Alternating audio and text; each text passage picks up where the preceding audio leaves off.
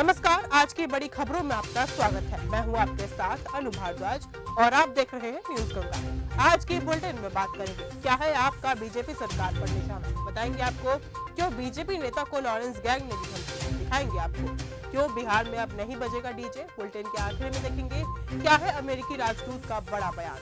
लेकिन दिन भर की तमाम खबरों से पहले एक नजर सुर्खियों पर। रमजान में जल्दी छुट्टी, आंध्र प्रदेश और तेलंगाना के बाद बीजेपी शासित छत्तीसगढ़ में भी दी गई छुट्टी। फ्लाइट में गुम हो गया बीजेपी सांसद का बैग, इंडिगो से बोले ऐसी लापरवाही मंजूर नहीं। हिंद महासागर में भारत की समुद्री शक्ति का प्रदर्शन, पाकिस्तान चीन को मैसेज। एआई इम्पैक्ट समिट के रंग में नहाया बुर्ज खलीफा। दिल्ली में आयोजित हुए इंडिया एआई इम्पैक्ट समिट 2026 का जश्न दुनिया की सबसे लंबी इमारत बुर्ज खलीफा पर दिखाई दिया। इस इवेंट के आखिरी दिन इससे जुड़ने के लिए लोगों से अपील भी की गई। ये मैसेज भारत और यूएई के बीच बढ़ती दोस्ती के मजबूत निशान के तौर पर साफ दिखाई देती है। आम आदमी पार्टी का बीजेपी सरकार पर निशाना। आम आदमी पार्टी ने कहा कि रेखा गुप्ता के नेतृत्व वाली सरकार के 1 वर्ष पूरे होने पर जब शहर में होर्डिंग लगे 1 साल दिल्ली बेहाल याद आ रहे केजरीवाल, तो इसका मतलब साफ साफ समझा जा सकता है। इसका सीधा संदेश है जो जनता की भावना से जुड़ा है। लुधियाना में 12 साल बाद दिखा बैलगाड़ी रेस का रोमांच। लुधियाना की रायपुर बैलगाड़ी दौड़ समारोह में शामिल हुए मुख्यमंत्री भगवंत मान ने गांव में एकता बनाए रखने की अपील की। उन्होंने कहा कि वोट के दौरान आप जिसका समर्थन करें, गांव में एकता बनाए रखें, राजनीतिक दलों के नाम पर अलग अलग टूर्नामेंट न करें। बिहार में अब नहीं बजेंगे डीजे। बिहार विधान मंडल के बजट सत्र के दौरान गुरुवार को राज्य में तेज आवाज में बजने वाले डीजे पर रोक लगाने की मांग उठी। इसका जवाब परिवहन मंत्री श्रवण कुमार ने दिया। उन्होंने कहा कि अगले 15 दिनों में अभियान चलाकर कार्रवाई की जाएगी। खेसारी लाल यादव ने राजनीति से किया तौबा। खेसारी लाल यादव ने पिछले साल बिहार चुनाव से पहले अक्टूबर में राजनीति में कदम रखा था और वो आरजेडी में शामिल हो गए थे।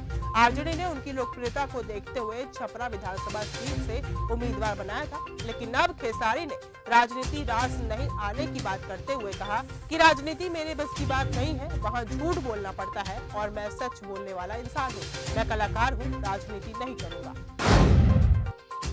राजौरी में आतंकियों का मददगार अरेस्ट। जम्मू कश्मीर के राजौरी में सुरक्षा बलों को बड़ी सफलता मिली है। सेना ने एलओसी पर आतंकी घुसपैठ की कोशिश नाकाम की। एक आतंकी मॉड्यूल का भांडाफोड़ कर ओजीडब्ल्यू सचिन कुमार को गिरफ्तार किया। इसके पास से विदेशी हथियार और गोला बारूद मिले हैं। शुरुआती जांच में पाकिस्तान से उसके नार्को टेरर ऑपरेटिव से सीधा संपर्क सामने आया है। मानहानि केस में राहुल गांधी ने दर्ज कराया बयान। मानहानि से जुड़े मामले में राहुल गांधी पिछले महीने 19 जनवरी को सुल्तानपुर में एमपी एमएलए कोर्ट में सुनवाई के दौरान पेश नहीं हो सके थे, जिसके बाद कोर्ट ने अगली तारीख 20 फरवरी को तय की थी। आज कांग्रेस नेता ने अपना बयान दर्ज करा दिया है। राहुल गांधी ने कोर्ट के समक्ष कहा, मैं पूरे मामले में निर्दोष हूँ, मेरे ऊपर लगाए गए आरोप राजनीतिक है। नीम करौली के चढ़ावे को लेकर हाईकोर्ट ने सरकार से मांगी रिपोर्ट। उत्तराखंड हाईकोर्ट ने नीम करौली बाबा मंदिर में आने वाले करोड़ों रुपए के दान का पूरा ब्यौरा मांगा है। ट्रस्ट की पारदर्शिता और फंड के उपयोग को लेकर अदालत ने सरकार से 4 हफ्तों में जवाब तलब किया है। बीजेपी नेता को लॉरेंस गैंग ने दी धमकी। लॉरेंस बिश्नोई गैंग द्वारा महाराष्ट्र के अकोला जिले में बीजेपी के एक बड़े नेता को रंगदारी के लिए धमकी दी गई है। सिग्नल ऐप के माध्यम से बीजेपी नेता से लॉरेंस गैंग के शुभम लोडकर ने 2 करोड़ रुपए की फिरौती मांगी है। फिलहाल पुलिस जांच पड़ताल में जुटी हुई है। ब्राह्मणों को लुभाने के लिए सपा ने चली नई चाल। उत्तर प्रदेश में 2027 के विधानसभा चुनाव से पहले ब्राह्मणों को लेकर सियासत गरमाती जा रही है।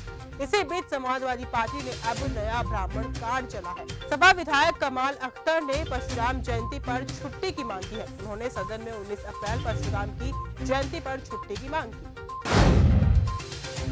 रणवीर सिंह धमकी मामले में नया खुलासा। बॉलीवुड अभिनेता रणवीर सिंह को हाल ही में बिश्नोई गैंग से धमकी मिली थी और उनसे 10 करोड़ रुपए की मांग की गई थी।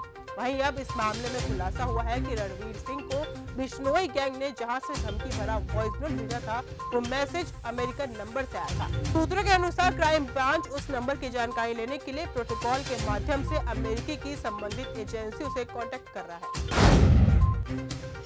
भतीजी की शादी में राजपाल ने बेली रोटियां। राजपाल यादव इन दिनों खूब सुर्खियां बटोर रहे हैं। तिहाड़ जेल से रिहा होने के बाद एक्टर सीधे अपनी भतीजी की शादी अटेंड करने पहुंचे। इस शादी में अपने मस्तमौले अंदाज से एक्टर ने चार चांद लगा दिए। इस शादी में राजपाल यादव का एक अलग ही अंदाज देखने को मिला। कभी वो जमकर डांस करते हुए दिखाई दिए, तो कभी चूल्हे पर रोटी बनाते नजर आए, तो कभी भतीजी की विदाई पर आंसू बहाते दिखे। अमेरिकी राजदूत का बड़ा बयान। अमेरिकी राजदूत सर्जियो गौर ने कहा कि भारत वेनेजुएला से तेल खरीदने को लेकर बातचीत कर रहा है। उन्होंने कहा कि अमेरिका नहीं चाहता कि कोई भी देश रूसी तेल खरीदे। यूनुस के फैसले पर तारीख चलाएंगे कैंची। अंतरिम सरकार के कार्यकाल के दौरान मोहम्मद यूनुस ने 132 अध्यादेश बांग्लादेश में जारी किए थे। अब इन्हें अगर 25 दिन के भीतर संसद में पास नहीं कराया जाता है तो ये रद्द हो जाएंगे। तारिक रहमान की नई सरकार कुछ ही अध्यादेश को पास कराने की तैयारी में है। इनमें शेख हसीना और भारत से जुड़े आदेश भी शामिल है। कराची में सहरी के समय ब्लास्ट में उड़ा घर। पाकिस्तान के कराची में रमजान की सुबह सहरी के दौरान हुए धमाके में 16 लोगों की मौत हो गई, जिनमें 9 बच्चे शामिल हैं और कई लोग घायल हुए हैं। ये हादसा एक पुरानी इमारत में एलपीजी सिलेंडर फटने से माना जा रहा है, जिसने कराची में सुरक्षा उपायों और घटिया इमारतों की समस्या को उजागर कर दिया। तो फिलहाल आज के इस बुलेटिन में सिर्फ इतना ही। देश और दुनिया की तमाम खबरों के साथ ऐसे ही जुड़े रहने के लिए देखते रहिए न्यूज़ गंगा। नमस्कार।